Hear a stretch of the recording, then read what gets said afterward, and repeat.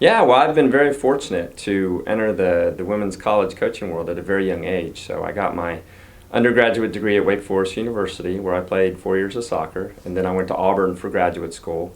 I was working on my doctorate in exercise physiology, and I got hired as the interim head coach.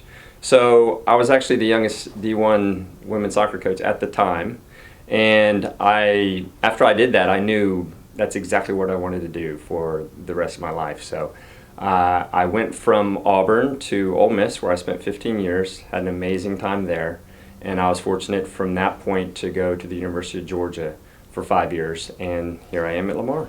Well, the first thing I've done was get to know the team, and that's first and foremost. So we had a team meeting. I got here on Tuesday, met with the team Wednesday night.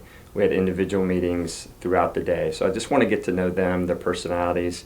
We're about to have our first training session this afternoon, so I want to see and evaluate them and see what we have, and just want to be able to put them in a position to where they can be successful. So I will. We've talked about my philosophy with them and my expectations, and I know they're eager, they're hungry, they're ready to go. There's not a player on this team that's been to the conference tournament, so that's certainly going to be one of our goals and objectives. But I want to help them succeed.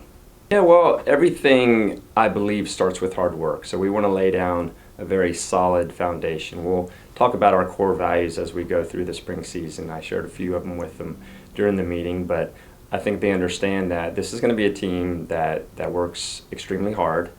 A lot of them have asked me about my style of play. I would love to play in a possession system, but I told them I would evaluate them, and we'd play in a system and a style that would best suit this team for them to be successful.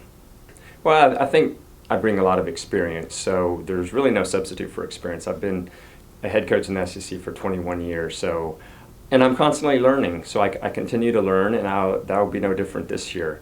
But I think that's probably the most important thing. I've had interactions with players. I've seen what works. I've seen what doesn't work. I've basically over the course of that time gone through a lot of ups and downs and great seasons and great moments and down times where you got to make things better. So I think that's probably the biggest thing.